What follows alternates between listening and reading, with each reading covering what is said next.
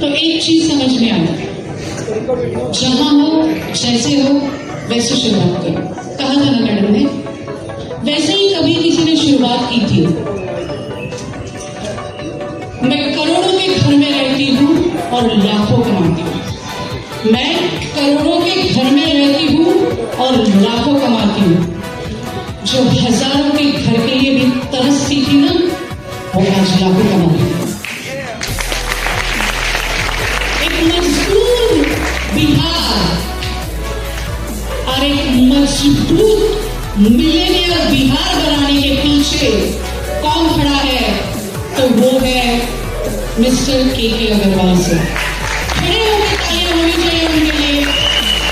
एक नन्हा सा बीज जो वो लगा है, आज उसका बटन उठ हुआ है, और मैं तो कहती हूँ उसका कल उठ हुआ है। जो भी मांगो, जैसे भी मांगो, आपको मिल जाएगा, मिलेगा। और वही नहीं आज उनके बेटे को मिला है। तो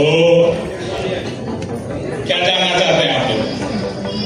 मैं आपको बताना चाहूंगा कि के अग्रवाल जी, सबसे पहले उनको सादर चरण स्पर्श जहां भी है उनको शत शत नमन।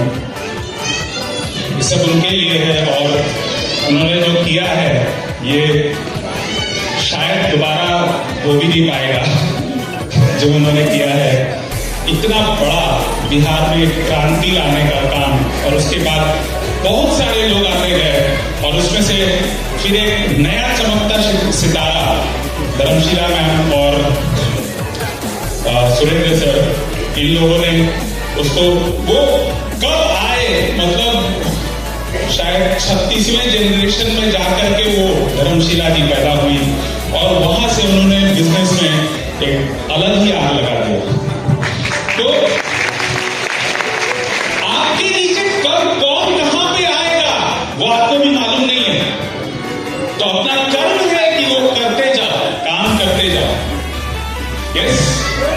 और खैर, और इसके बाद मैं आपको बताना चाहूंगा कि मैं कैसे आया डीएक्शन में। मेरे पिताजी ने काम शुरू जब किया तो वहां गांव देहात में साधारण लोगों के साथ काम कर रहे थे, बहुत गांव देहात के लोगों के साथ। तो हम तो जॉब कर रहे थे अपना वहां पे बाहर में दिल्ली में, पहले टीसीएस में टाटा कंसल्टेंसी सर्विसेज, और उसके बाद फिर वर्ल्ड की सबसे बड़ी asset management company black rock. और ये सब जगह काम करने के बाद जब छुट्टियों में मैं वहां आता था घर पे, तो मुझे लगता था कि कितना छोटा सा काम है ये डीएक्शन। मतलब जो मेरा एजुकेशन था, मुझे लगता था कि ये बहुत ही साधारण लोगों के साथ काम करने वाला है, मेरे जैसा एजुकेटेड, मेरे जैसा इंटेलेक्चुअल ये काम तो नहीं करेगा, मुझे ऐसा लगता था। लेकिन दोस्तों, मैं बहुत गलत था, क्योंकि वो बीच मेरे अंदर पड़ गया। मैंने किसी को नहीं बोला, मेरे फादर ने भी, मेरे पिताजी ने भी मुझे कभी फोर्स नहीं किया कि तुम डीएक्शन करो, कभी नहीं बोला। वो कर रहे थे और करते करते मेरे दिमाग में छुट्टियों में आया, देखा, ये चला गया कि कुछ भी करना है, ये डीएक्शन जैसा काम तो कभी नहीं करना है। और उसके बाद शुरुआत हुई मेरे जॉब में कुछ बहुत डिमांडिंग जॉब था, बहुत काम करना पड़ता था वहां पे नौकरी में। तो मैं अपने पिताजी को बताता था कि बहुत चैलेंजेस है, बहुत प्रॉब्लम है। तो उनको लगता था कि शायद मन में तो होता ही होगा कि किसी तरह से इसको डीएक्शन का वो बड़ा रूप दिखना चाहिए। और फिर उन्होंने मुझे एक बार बुलाया, जो जयपुर में एक बहुत बड़ा कैंप लगा हुआ था डीएक्शन का। वो कैंप में उन्होंने मुझे ये नहीं बताया डीएक्शन का कैंप है, उन्होंने बोला, मैं दिल्ली में था, जॉब कर रहा था, उन्होंने बोला हम लोग जयपुर में आ रहे हैं, तुम भी आ जाओ, छुट्टी लेकर के यहाँ पे आ जाओ, इस होटल में आ जाओ और फिर मस्ती करेंगे। और वहां गया, वहां जाकर के उस वक्त मेरे पिताजी का लगभग इनकम 15 से 20 हजार रुपए महीने का था। हालांकि उनका फर्स्ट जो डीएक्शन का इनकम आया था, अब जानना चाहते कितना आया होगा? 41 रुपया 40 पैसा। उस समय चेक आता था 41 रुपीज का चेक आया था पहला, और उस वक्त मुझे लगा कि ये तो कभी नहीं करना है। और उस वक्त जब दिल्ली में जॉब कर रहा था, और उस वक्त करते करते उनको दो साल लगभग हो गए थे डीएक्सएन करते हुए, और फिर उनको 20-25 हजार रुपये महीने का आ रहा था। मेरा जॉब में मुझे उससे कहीं ज्यादा आ रहा था, तो मुझे और भी लगता था कि ये तो नहीं होगा मेरे से। और फिर वहां पे जयपुर कैंप पे जब गया, 2-3 साल हो गया था, जयपुर कैंप में जब पहुंचा तो वहां क्या देखता हूं कि सबसे पहले वो पहला दिन सबसे मिलते हैं, लीडर्स लोग से, बड़े लीडर्स लोग से मिलते हैं सबसे, और उसके बाद हॉल में सब लोग आने लगे अपना। आज अगले दिन जो ट्रेनिंग प्रोग्राम था सुबह सुबह, तो सब लोग हॉल में आए। हॉल में आए तो मैंने देखा कि जब दीप प्रज्वलन हुआ तो वहां बुलाया गया सभी टॉप लीडर्स को, वहां पे दीप प्रज्वलन के लिए बुलाया गया। और मैंने देखा ये पिताजी को भी वहां बुला रहे हैं, मतलब मुझे लगा कि ये 25-30 हजार कमाने के बाद भी बुलाया जाता है क्या इधर? तो ये सब मेरे दिमाग में सोचिए क्या चल रहा था कि अभी तक तो कुछ है नहीं, और मैं वहां एकदम पीछे में बैठा हुआ था। मैंने पूछा एक बंदे से बगल में कि भाई एक बात बताओ, ये जो कुर्ते पैजामे में जो इंसान खड़ा है यहाँ पे स्टेज पर, उनका कितना इनकम होगा? क्योंकि पिताजी से तो कभी पूछा ही नहीं था डीएक्सएन का इनकम कितना है, सिर्फ अपना अनुमान लगाता था।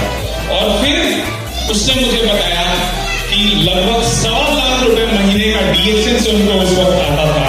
और दोस्तों उस दिन मुझे समझ में आया कि डीएक्सएन से भी एक बहुत बड़ा बिजनेस खड़ा हो सकता है। और फिर पूरे ट्रेनिंग प्रोग्राम को मैंने बहुत ध्यान से सुना, सब कुछ बहुत ध्यान से सुना, और देखने के बाद, समझने के बाद, वो ट्रेनिंग प्रोग्राम के बाद मैंने फादर को बोला भी कि मुझे डीएक्सएन करना है, साथ में करना है और मुझे सीखना है। तो उन्होंने मुझे बोला तुम चाहो तो नौकरी छोड़ करके आ सकते हो। जी हाँ दोस्तों, एक अच्छा वेल सेटल्ड जॉब, बढ़िया जॉब चल रहा था, और फिर भी उनका विजन देखिए कितना बड़ा विजन हो सकता है। उन्होंने मुझे बोला कि वो चाहते तो वो कर रहे थे, कर सकते थे। उन्होंने बोला नौकरी छोड़ करके आ सकते हो अगर आना चाहते हो, और ये बहुत बड़ा बिजनेस अपॉर्चुनिटी है, बहुत बड़ा बिजनेस है। और फिर वहां से नौकरी छोड़ करके ब्लैक रॉक की, उस समय मेरी लास्ट जॉब थी ब्लैक रॉक में, और वहां पे जॉब छोड़ करके हम पूरी तरह से उनके साथ काम करते हैं और सीखने का काम करते हैं। करते करते दोस्तों आपको भी पता है कि ये कितना बड़ा ये फ्यूचर यहाँ पे आपका छुपा हुआ है। क्या आप देख पा रहे हैं? आप देख पा रहे हैं कितना बड़ा फ्यूचर इसके अंदर छुपा हुआ है। वो डीएक्सएन आज वो छोटी मोटी कंपनी नहीं है। जब शुरू हुई थी आपको दिखने में लगता होगा ये छोटी कंपनी है, जैसे मुझे लग रहा था ये दिखने में लगता है जब शुरुआत हुई थी। लेकिन डॉक्टर लिन सियोजिन को एक दिन मैं सुन रहा था, वो लोगों ने उनको बोला कि ये तो छोटा सा एक रेंट पे लिया हुआ ऑफिस, रेंटेड ऑफिस में डीएक्सएन काम करती है, आप इतना बड़ा कैसे आप जाएंगे, 200 देश में कैसे जाएंगे? तो डॉक्टर लिन ने जवाब दिया था कि इंटेंट मैटर करता है, आपका माइंडसेट मैटर करता है कि आप कहां जाना चाहते हो। आप आज क्या हो इससे फर्क नहीं पड़ता। आप आज 5,000 कमाते होंगे, आप 10,000 कमाते होंगे, लेकिन आने वाले समय में आप 5 करोड़ 50 लाख और 5 करोड़ रुपया महीना इस डीएक्सएन कंपनी से कमा सकते हो। ये पावर डीएक्सएन आपके सामने एग्जाम्पल है, और ऐसे बहुत सारे एग्जाम्पल हैं बिहार में, झारखंड में, ऐसे बहुत सारे लोग, नए नए लोग निकल करके आ रहे हैं जो 1 लाख 2 लाख 3 लाख 5 लाख रुपया महीने का कमा रहे हैं। अगर वो कर सकते हैं तो आप कर सकते हैं या नहीं कर सकते हैं? ये economic capital of the world of India, sorry economic capital of India, ये है मुंबई, ये है महाराष्ट्र। बहुत पैसा है यहाँ पर। मैं यहां सुनता हूं लोगों के पास पैसा तो है मगर लोगों के पास समय नहीं है। भाई समय नहीं है तो ये आपका अचीवमेंट है या प्रॉब्लम है? मुझे तो ये आपका प्रॉब्लम दिखता है। हेलो, आप अपने लिए समय, वो फ्रीडम कैसे पाओगे इसकी तैयारी करो, नहीं तो 20-30 साल के बाद जब खत्म हो जाओगे, 20-30 साल के बाद जब रिटायर हो जाओगे ना, आपको कोई पूछने वाला नहीं मिलेगा, आपके फैमिली को कोई दिखने वाला नहीं मिलेगा, आपके फैमिली का केयर करने वाला कोई नहीं मिलेगा। आज मेरे पिताजी जिस दिन गए थे इस दुनिया से, वहां मुझे लगता है कि हजारों लोगों की भीड़ वहां पे आ गई थी, हजारों लोगों की भीड़। लोग परेशान थे, न्यूज़पेपर में वहां पे छप गया था कि इतने लोगों की भीड़, जो कभी भी एक नेटवर्क मार्केटिंग का काम करके कितना इज्जत मिल सकता है, क्या मिल सकता है, आप सोचो। और उसके बाद वो इनकम, वो फ्रीडम, वो टाइम फ्रीडम, वो मनी फ्रीडम तो मिलता ही है। उसके साथ साथ ये कंपनी का पावर देखो, जो लेगेसी मिलता है, मतलब उनके जाने के बाद वही पोस्ट, वही सब कुछ, वही टीम, पूरा का पूरा आपके नेक्स्ट जनरेशन को, यानी कि उनकी फैमिली को ट्रांसफर हुआ, यानी हमें ट्रांसफर हुआ। ये कहां मिलेगा आपको? कौन सा दुनिया में एक ऐसा कंपनी है बताओ जो आपको वो पूरा का पूरा बिजनेस, वो पूरा का पूरा इनकम, वो पूरा का पूरा नेटवर्क वो आपके लिए ट्रांसफर हो जाए? कोई सरकारी नौकरी, कोई गवर्नमेंट जॉब है, कोई प्राइवेट जॉब है? प्रवीण सर बताए कैसे DRDO में क्या उनके बच्चों को जॉब मिल सकती थी? नहीं। लेकिन यहां पे अगर आप एक बार 5 साल अगर पूरा खून पसीना एक करके अगर आप काम करते हो तो लाइफ टाइम आपका आने वाला हर एक जनरेशन सुरक्षित हो जाएगा, सेफ हो जाएगा। और रिएक्शन के बारे में बात करने को कम है, बहुत कितना भी बोलो कम है। थैंक यू डॉक्टर लिंसी योजिन, और इतना जबरदस्त मैनेजमेंट। बहुत सारे प्रॉब्लम्स आए और आते रहते हैं और आते रहेंगे, प्रॉब्लम्स आते रहेंगे, हमको उससे लड़ना होगा।